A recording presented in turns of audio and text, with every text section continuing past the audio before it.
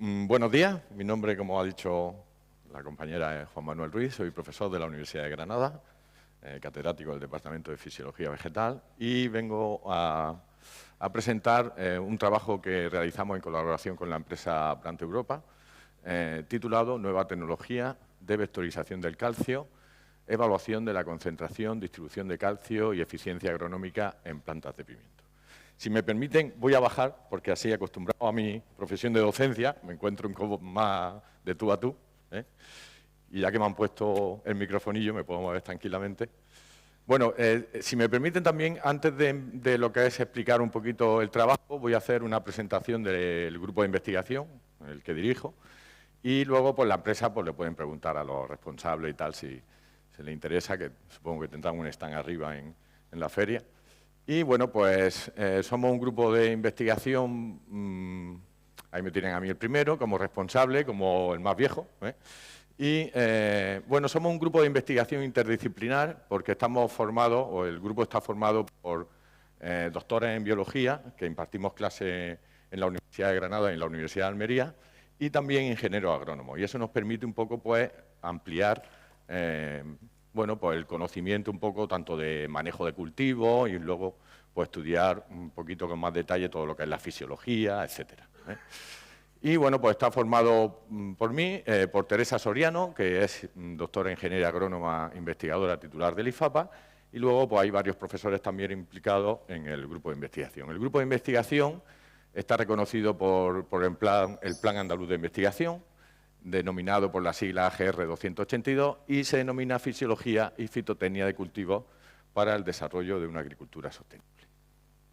Bien, lo que intentamos en el grupo de investigación, pues, desde nuestra humilde conocimiento, pues, dar una serie de estrategias o soluciones a lo que es el reto de la agricultura actual para los próximos años, sobre todo para el 2050, etcétera, que es alimentar a una población mundial cada vez más creciente, con lo que supone, o con lo difícil que es, que va aumentando la población, evidentemente, todos lo sabemos, pero también hay una limitación de tierra, y no solo de tierras óptimas para el cultivo, sino de muchos recursos, ¿eh?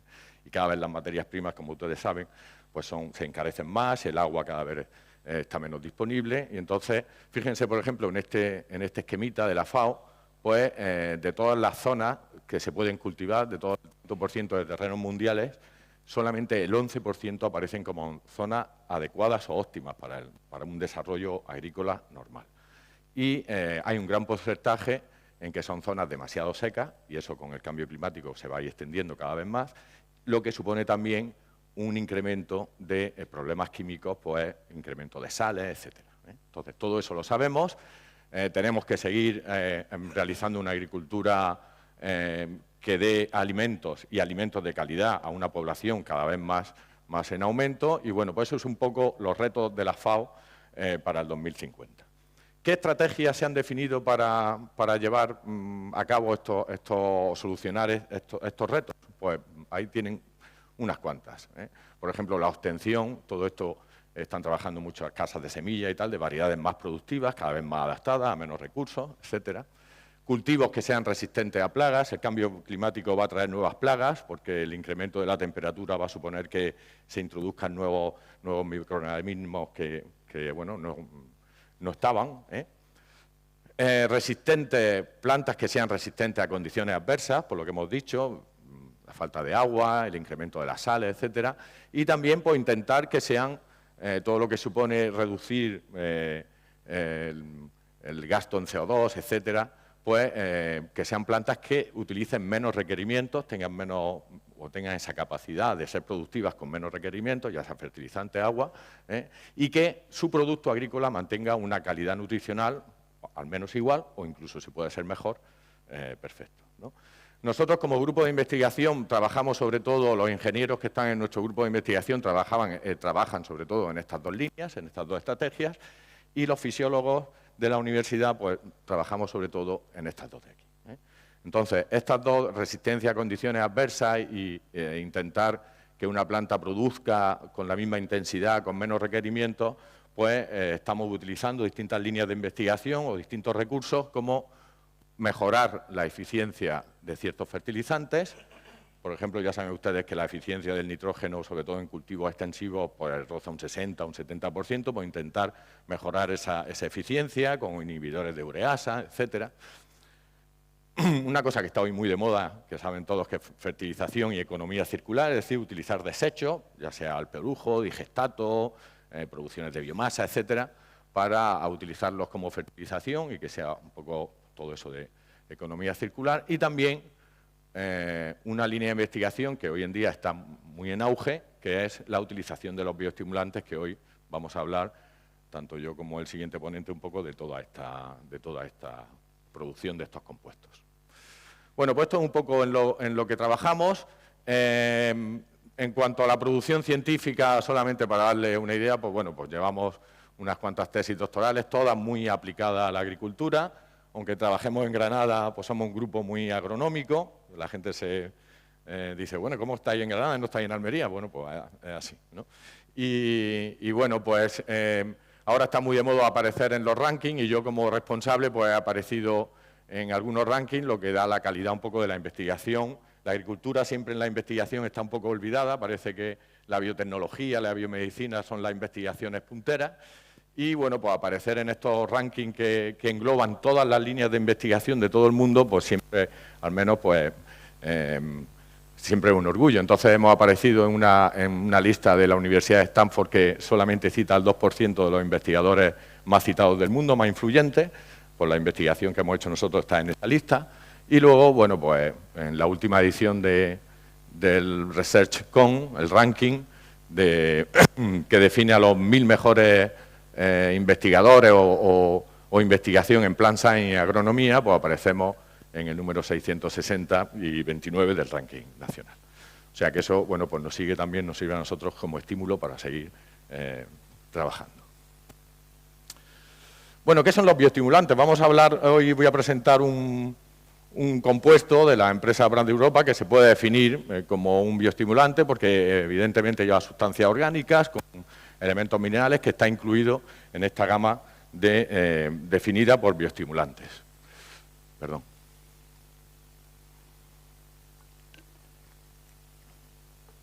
Bueno, pues debido a la utilización de todos estos compuestos, que ahora los voy a enumerar rápidamente, tampoco vamos a entrar mucho en detalle, pues se crea un Consejo Europeo de la industria de bioestimulantes, donde España, Francia, Italia, sobre todo España e Italia son los máximos exponentes de generación. España, la verdad es que en esta industria es puntera a nivel mundial de producción de este tipo de sustancias por la empresa. Y bueno, pues este Consejo Europeo pues define a los bioestimulantes pues como compuestos que contienen una serie de sustancias y o microorganismos cuya función cuando se aplican a las plantas en una dosis baja, tiene que ser siempre en una dosis baja, bien vía foliar o bien a la rizosfera, lo que es al suelo, pues estimula procesos naturales para mejorar o beneficiar la absorción de nutrientes, la eficiencia de los nutrientes, su utilización y generación de mayor biomasa por las plantas, mayor producción, y también intervienen o pueden intervenir en la tolerancia al estrés abiótico y calidad del cultivo.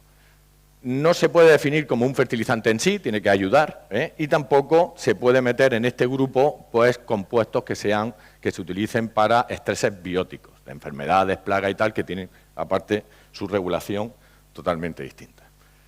¿Qué tipo de bioestimulantes hoy hay en el mercado? Bueno, pues empezaron con bioestimulantes basados en hidrólisis de proteínas, aminoácidos, que pueden ser de origen animal o de origen vegetal, dependiendo de la empresa que los comercialice.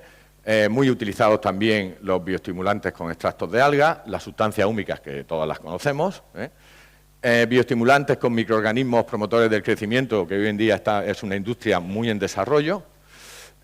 Y luego, como es el caso del trabajo que voy a exponer aquí, pues bioestimulantes que contienen sustancias orgánicas junto con elementos minerales. Y ahí se incluyen pues elementos minerales como pueden ser el sílice, que se utiliza bastante, el selenio, que es bastante complicado su utilización, pero también hay algo, calcio y micronutrientes como el hierro, el zinc y el boro. Hoy en día eso empezó así, hoy en día hay bioestimulantes complejos, más customizados, más específicos para determinadas situaciones, donde se mezclan mejor extractos de algas, aminoácidos, y bueno, pues Nosotros, ¿qué hacemos con esta? Es una línea que ofertamos a través de la OTRI, de Oficina de Transferencia de Tecnología de la Universidad de Granada, para el sector empresarial.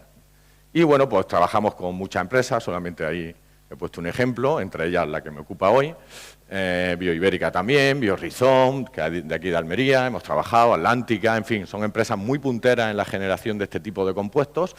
Y lo que intentamos hacer nosotros a nivel fisiológico, a nivel científico, pues es demostrar el mecanismo de acción, si es cierto que produce el efecto que se dice o no. Y entonces trabajamos si mejora el crecimiento vegetal en general, y para eso analizamos mucho el incremento de la fotosíntesis a través de distintos aparatos, ahora veremos que hemos utilizado algunos.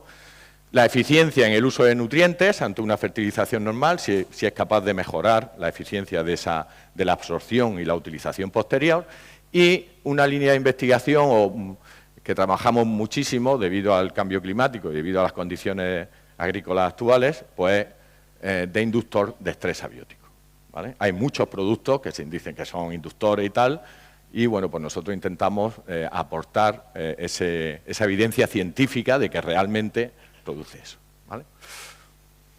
Bien, pues el trabajo el proyecto que hicimos en colaboración con la empresa Brand Europa, pues nos suministró su producto, quelatado con calcio, acomplejado, y bueno, pues los resultados, como veremos ahora, pues fueron bastante positivos, que bueno, fueron publicados en una revista de impacto internacional, en una revista internacional como es Agronomy.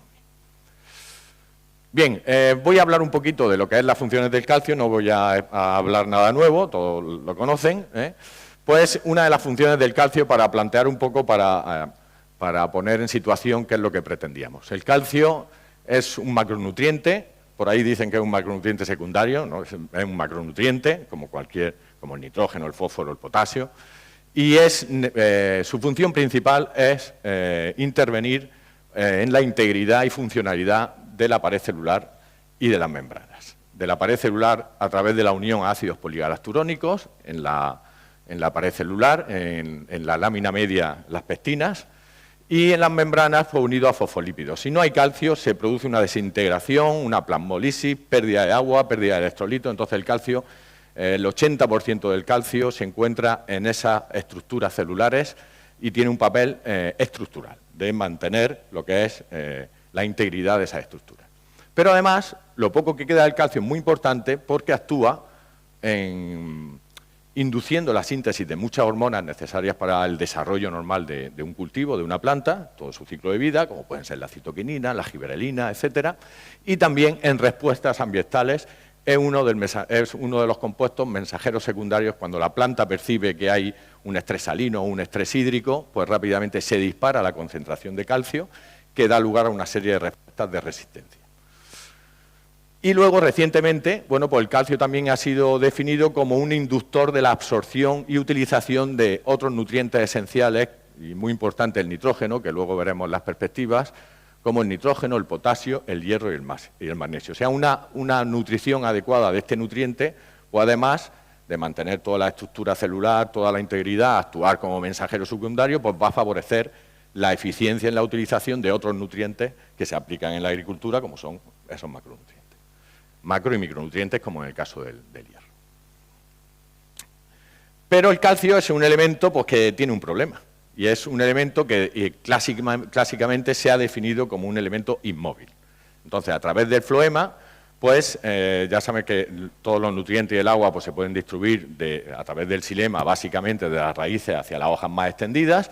También hay parte del xilema que va hacia los frutos, pero en menor medida, y sobre todo por el floema, que es por donde se distribuye hacia las partes jóvenes, pues el calcio es un elemento que es muy poco móvil. Y entonces, bueno, pues si no hay una buena nutrición de calcio, incluso muchas veces las condiciones ambientales, pues aunque haya buena nutrición de calcio, pues reducen esta distribución de calcio hacia las zonas en crecimiento, entre ellos los frutos.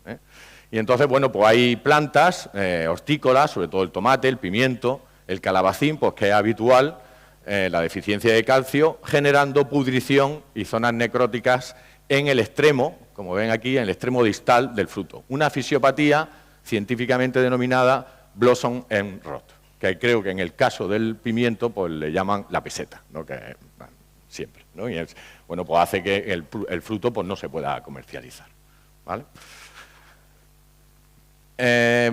¿A qué se debe la aparición de la peseta? Que así nos entendemos todos. Pues se debe a que cuando hay bajas concentraciones de calcio en el fruto se activa una enzima que es la poligalacturonasa.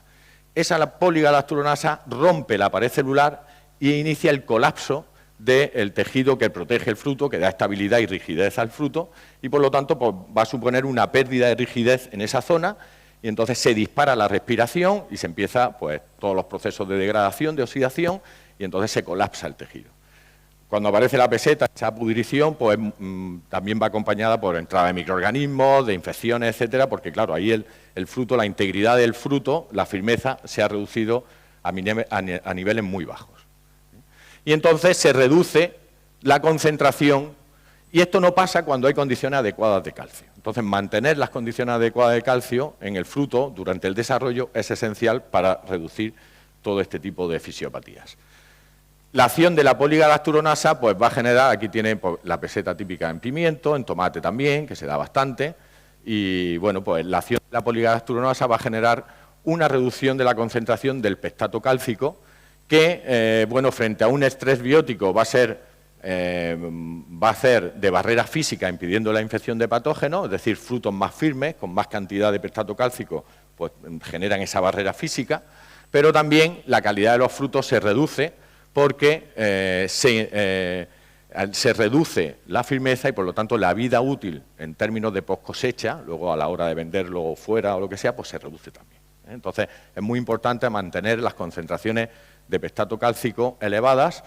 El problema es que el calcio no se distribuye hacia las zonas en crecimiento. Entonces, bueno, pues hay que ayudarlo con una serie de sustancias y es lo que vamos a ver en el trabajo que hicimos con Plant Europa.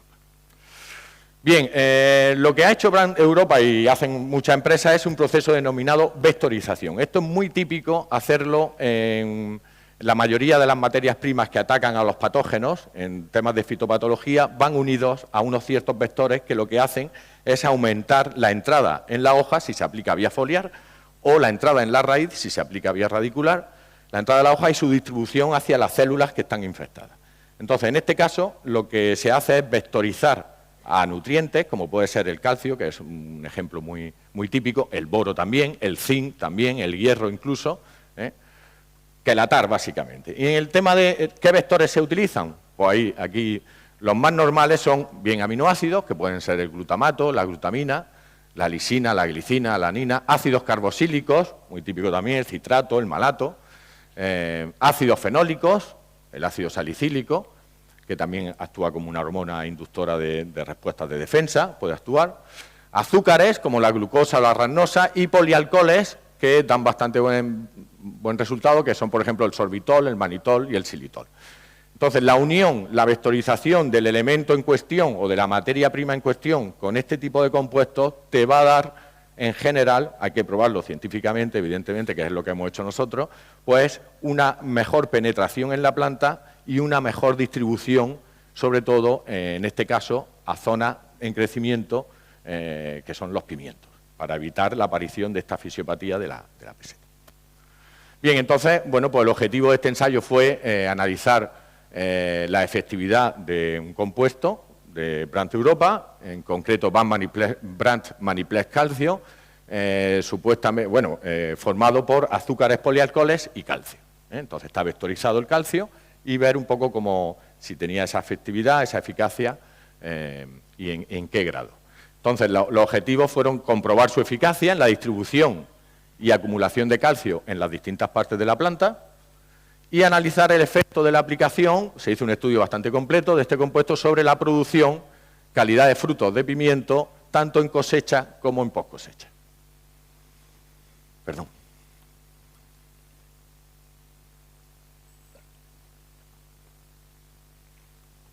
Bien, el trabajo se realizó en Granada, en el interior, en la Vega del Interior, en un invernadero, en el IFAPA, de Camino de Purchil, en la Vega de Granada, en un invernadero de malla en los meses de, por ahí estaba, mayo-julio, donde hay un déficit hídrico bastante importante.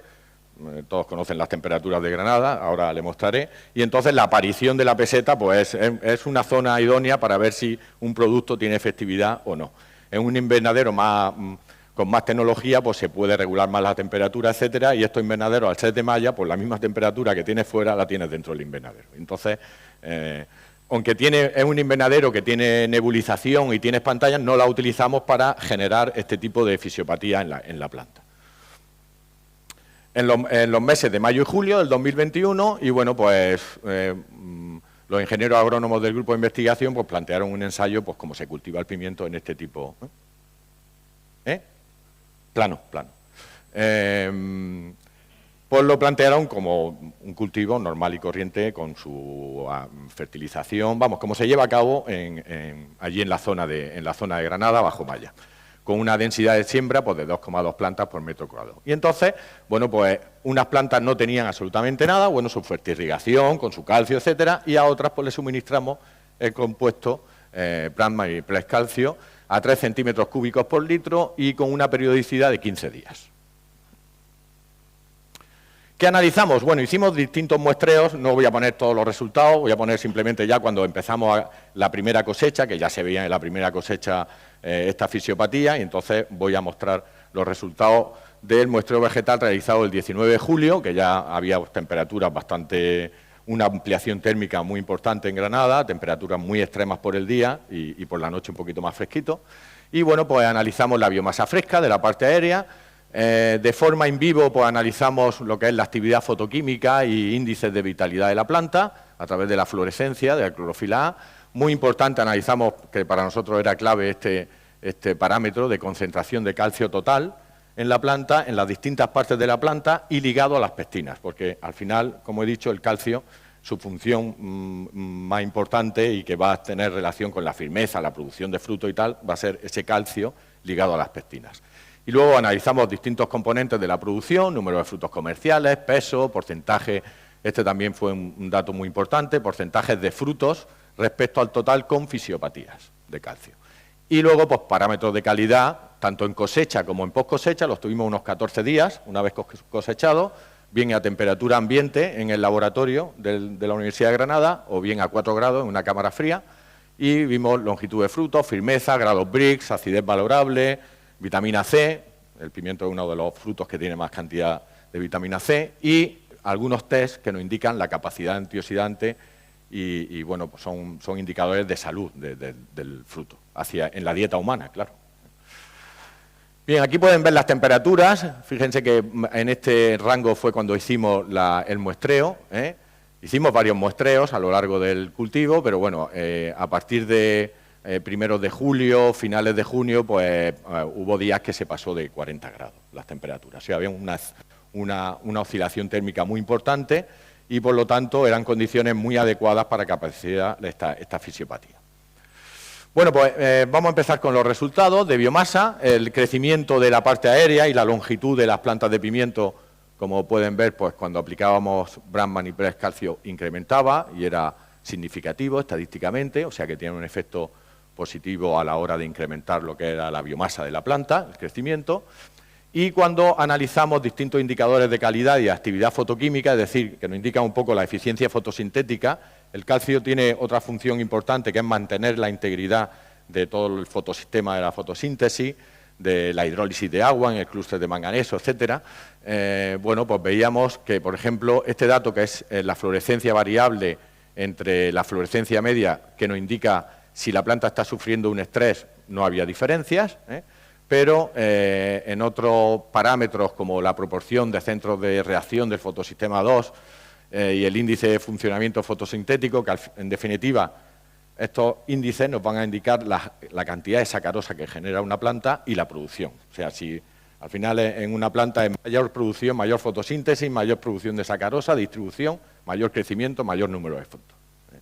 Pues como veíamos, este compuesto pues también incrementaba estos índices de vitalidad de la planta y por lo tanto explicaban pues perfectamente ese crecimiento vegetativo. Lo que teníamos que ver si eso se representaba también o se veía también un crecimiento productivo. Muchas veces una planta crece mucho vegetativamente y la producción pues, se reduce.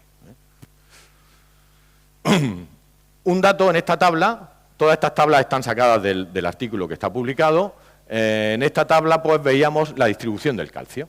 Después de unas cuantas aplicaciones de Brand Maniplex Calcio, pues veíamos que tanto en las hojas basales, las más basales, como las hojas intermedias, que es normalmente lo que se utiliza para hacer un análisis foliar, como todos saben.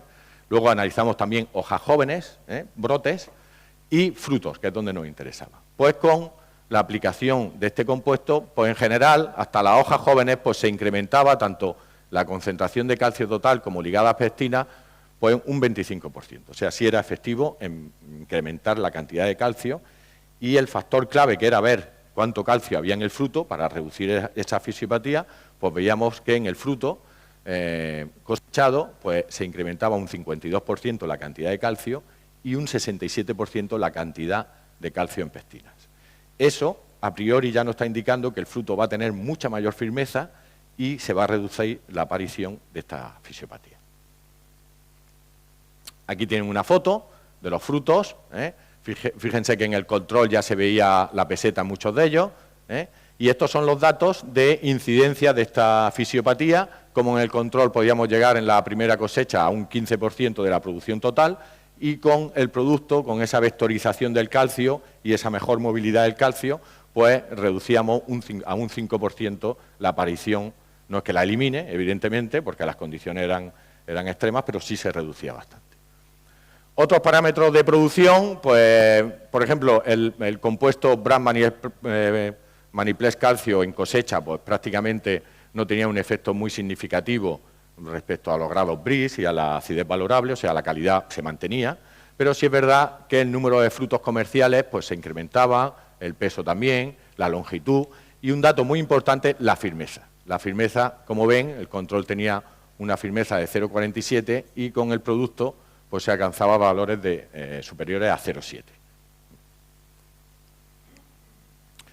Luego, como he explicado en el material y métodos, pues hicimos un estudio también de post-cosecha para ver un poco si ese calcio que tiene el fruto pues hace que la vida útil del fruto pues aumente. Y uno de los parámetros más importantes de la post-cosecha, cuando hacemos programas de post-cosecha, es ver la pérdida de agua. Es decir, al final pues ves el fruto rugoso que ha perdido agua, ¿no?, cuando lo almacena en el frigorífico o donde sea. Y bueno, pues veíamos aquí que en condiciones de temperatura ambiente en el laboratorio, pues los frutos control había un 59% de pérdida de agua, se veían rugosos, y los que aplicábamos, los cosechados con la aplicación de Brand Maniplex Calcio, pues solamente había un 14% de reducción. O sea, la vida útil era mayor. Y en cámara fría, donde esa pérdida de agua es mucho menor, porque se mantiene a unas temperaturas y no hay tanta pérdida de agua, pues teníamos valores muy bajos de pérdida de agua, o sea, se almacenaba bastante mejor cuando el fruto, debido a ese incremento de calcio y a ese incremento de firmeza del fruto. Hay un dato o un indicador que solemos analizar mucho en el grupo de investigación para ver la efectividad, sobre todo cuando trabajamos con estreses. Al final la post-cosecha es un estrés, porque está sometiendo un fruto durante un tiempo, lo está almacenando, o bien a temperatura de ambiente, que puede ser 18, 19, 20 grados, o bien a un choque térmico, estamos hablando de 4 grados. Y entonces es este compuesto, el MDA, que es el malondialdehído, que nos indica la peroxidación de lípidos. La peroxidación de lípidos se produce cuando hay una desintegración celular. Eso significa que las células están perdiendo agua y, por lo tanto, hay un estrés, la planta está sufriendo un estrés. Y como vemos, tanto el MDA, tanto a temperatura ambiente como a 4 grados, cuando aplicábamos la vectorización con calcio, el Maniplex Calcio, pues se reducían los niveles de este indicador de estrés. Y estaba muy relacionado, había una relación inversamente proporcional con la firmeza del fruto. O sea, al haber más cantidad de calcio-pectina, mantiene más la integridad y evita que se produzca una pérdida de agua durante el almacenamiento. En cuanto a datos de calidad, pues vimos que el almacenamiento tampoco producía efectos significativos. La aplicación del producto en indicadores como los grados BRIS y la acidez valorable, pero sí es verdad que cuando aplicábamos Maniplex calcio, pues todo lo que es los compuestos antioxidantes se mantenían o se reducían en menor grado. Eso hace que hoy en día, bueno, pues es un valor añadido para los científicos que la dieta, o sea, que el producto que vamos a consumir tenga más capacidad antioxidante, que sea más saludable para nuestra salud. Hoy en día, pues eso todavía no está no supone un valor añadido para los frutos. Pero sí es cierto que el ascorbato, la vitamina C, se mantenía, reducía en las condiciones control, al igual que a 4 grados. Y los test de capacidad antioxidante, que nos dicen pues, si es saludable o no ese producto agrícola, pues como vemos, pues eran más altos cuando aplicábamos Brand Maniplex calcio.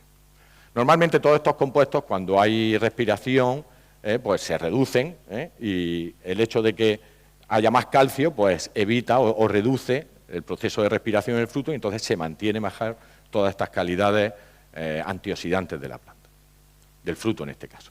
Bueno, pues las conclusiones un poco de trabajo es que es adecuado la utilización, en este caso la vectorización de calcio con este producto de Brand Europa para obtener una mayor producción de biomasa de la parte aérea, actividad fotoquímica, lo que va a repercutir luego también en un incremento de la producción comercial.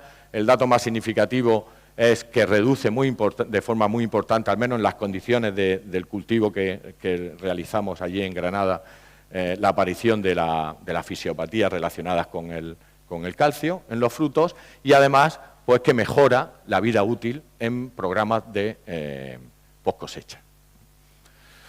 Bueno, ya las últimas diapositivas, hablar un poquito de las perspectivas de la vectorización de calcio, es decir, otras utilidades que se le pueden dar a este tipo de producto, en este caso a Maniplex calcio, pues puede mejorar la eficiencia y la absorción y utilización de fertilizantes nitrogenados, que es uno de los mayores contaminantes que hay en la Unión Europea, derivado de la agricultura, porque facilita la absorción del nitrógeno y además su asimilación, lo que hace es reducir los niveles de nitratos, que también son cancerígenos, en fin, que podría ser una tecnología adecuada para mejorar todo lo que es la asimilación del nitrógeno en las plantas, sobre todo en plantas de hoja, que se consume la hoja.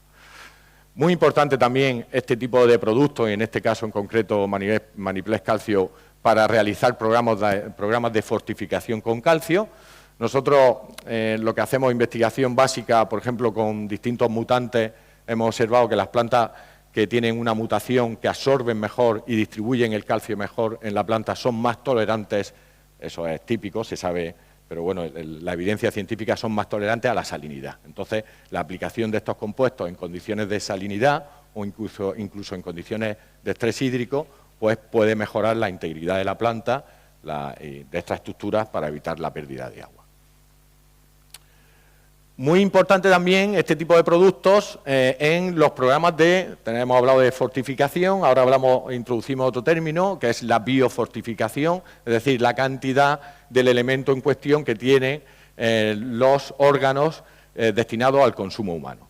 Ya todos sabemos que una de las enfermedades más importantes y definida por la OMS como una enfermedad sistémica es la osteoporosis, la falta en la dieta de calcio, y bueno, pues la utilización de estos compuestos lo que hace es aumentar los niveles de calcio en los frutos, que es lo que comemos nosotros, y entonces pues puede mejorar a evitar ese tipo de dolencias. Y finalmente, pues este tipo de productos pues se pueden utilizar también directamente en programas específicos de post cosecha para mejorar la integridad del fruto, la resiliencia del fruto ante un almacenamiento prolongado y, por lo tanto, su exportación hacia otros lugares. Muy bien, pues espero que les haya gustado la charla y nada, muchas gracias.